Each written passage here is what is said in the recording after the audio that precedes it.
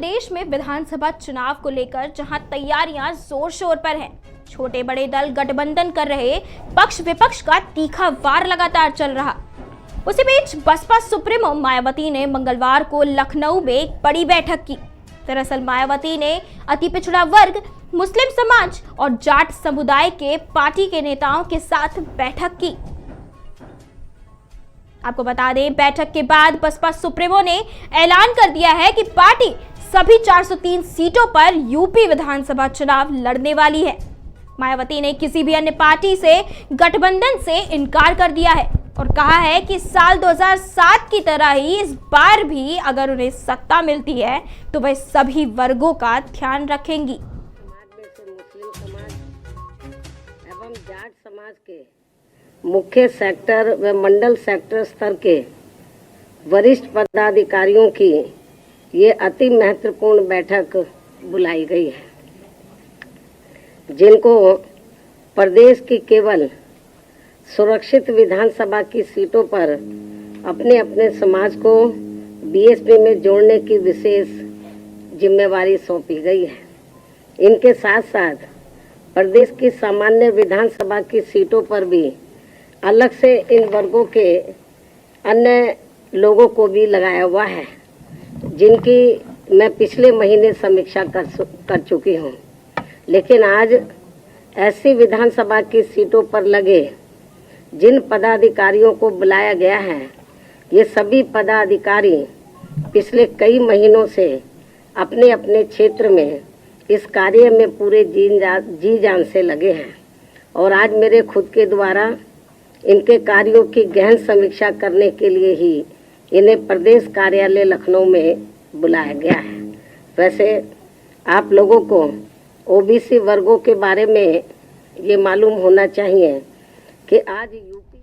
इसके साथ ही बसपा सुप्रीमो मायावती ने प्रदेश और केंद्र सरकार पर भी निशाना साधा। उन्होंने कहा कि दलितों, आदिवासियों और पिछड़ों को आरक्षण बाबा साहेब की देन है, लेकिन यूपी में आरक्षण को प्रभावहीन करने की कोशिश की जा रही है। मायावती ने आरोप लगाया कि केंद्र सरकार भी जातिगत जनगणना नहीं करवा रही। तो वहीं कांग्रेस और भाजपा पर हमलावर मायावती ने कहा कि यह दुख की बात है कि केंद्र में सबसे ज्यादा समय तक राज करने वाली कांग्रेस ने मंडल कमीशन की सिफारिशों को ठंडे बस्ते में डाले रखा, जिससे बाद में बीएसपी ने अथक प्रयास करके वीपी सिंह सरकार से लागू करवाया। उन्होंने आरोप लगाया कि वर्तमान सरकारें नए नए नियम, कानून और कोर्ट कचहरी के जरिए आरक्षण को प्रभावहीन बनाने के प्रयास में जुटी रहती हैं। इसके साथ ही दलितों, आदिवासियों के साथ जुल्म ज्यादती भी खत्म नहीं हुई है। बसपा ओबीसी समाज की जातीय जनगणना की मांग से पूरी तरह सहमत है, जिसे केंद्र सरकार नजरअंदाज करती आ रही है। मायावती ने आरोप लगाया कि बीजेपी सरकार का मुस्लिमों के साथ सौतेला रवैया साफ नजर आता है। बसपा की सरकार बनने पर ऐसे सभी वर्गों का विकास और सम्मान होगा। तो वहीं मायावती की इस बैठक को अखिलेश और जयंत चौधरी के गठबंधन की काट की तरह भी देखा जा रहा है। आपको बता दें, हाल ही में अखिलेश यादव और जयंत चौधरी ने गठबंधन का ऐलान किया था।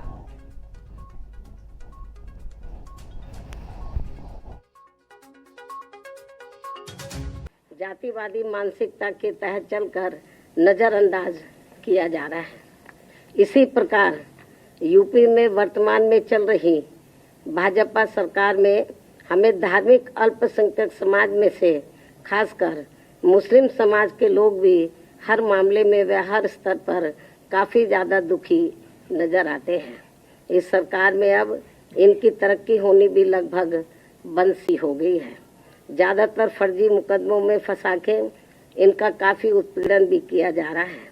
साथ ही नए नए नियमों व कानूनों के तहत इनमें दहशत भी काफ़ी पैदा की जा रही है, जो ये सब मेरी सरकार में कतई भी नहीं हुआ है। ये बात भी सर्वविदित है। लेकिन इससे बीजेपी का इनके प्रति सौतेला रवैया भी साफ नजर आता है, जबकि बीएसपी की रही सरकार में इनकी तरक्की के साथ साथ इनके जान माल आदि की भी पूरी हिफाजत की गई है। इनके साथ साथ जाट समाज के लोगों की भी तरक्की का पूरा ध्यान रखा गया है।